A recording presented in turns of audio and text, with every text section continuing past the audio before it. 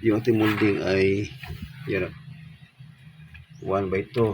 Ito naman ay lahat ng trikat mga boss ay ganito kahaba yung mga cut mga boss.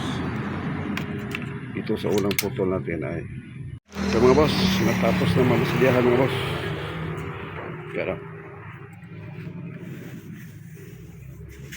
kukunin na ito bukas mga boss. Bali ang may-ari na po ang magpintura nito mga boss, kaya kukunin nila bukas. Okay mga boss, ito yung mga takip niya.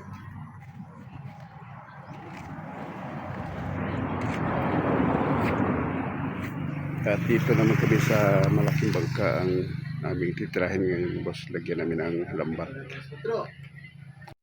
Lahat ko naman nagtatanong mga boss kung anong sukat ng ating trikat. Lahat ng trikat mga boss ay ganito kahaba yung mga cut mga boss. Ito sa unang putol natin ay 24 inches.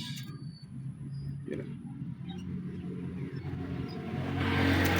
So yan naman ay yan, 26. 24, 26. At ito halik ay 30 ito mga boss.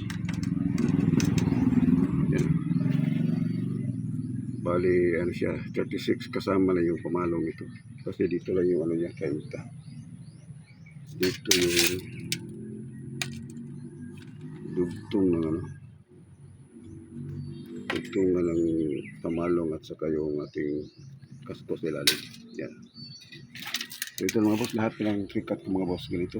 Kasi ito lang yung ano, ito lang po yung cut ko na nasubukan kung medyo magadagan na tumakbo mga boss. Halos lahat ng cut mga boss ay nasubukan ko na. Ito lang yung medyo magandang tumakbo siya mga boss pag naka-rekta. Sige mga boss, dagdag kaalaman po sa inyo. At ang sukat po ng ating mga kahoy na ano mga boss ginagamit dito sa ating bangka ay yung ating molding ay yan, 1/2. Ito naman ay 3/4/1. Saka ito ay yan, 3/4/1 dito mga boss. At dito ano na to,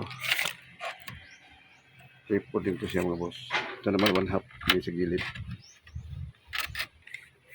Yung boss. Tapos mga boss.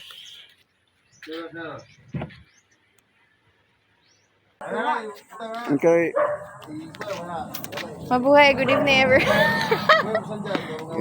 I am your flight attendant for today's vlog. Oh, sige ka, vlog ka. For today's vlog.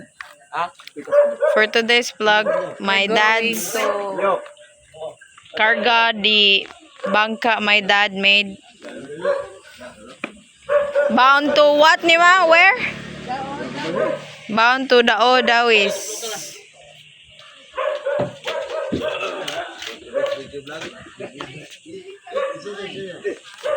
I don't have a sleeper. As you can see. We will. They going to karga na di bangka at di jeep.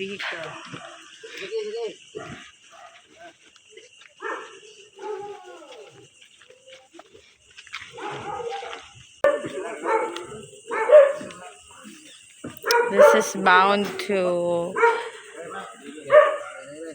Danau ay Dao. Di gaman na sa baba guys. Na yung tanawa.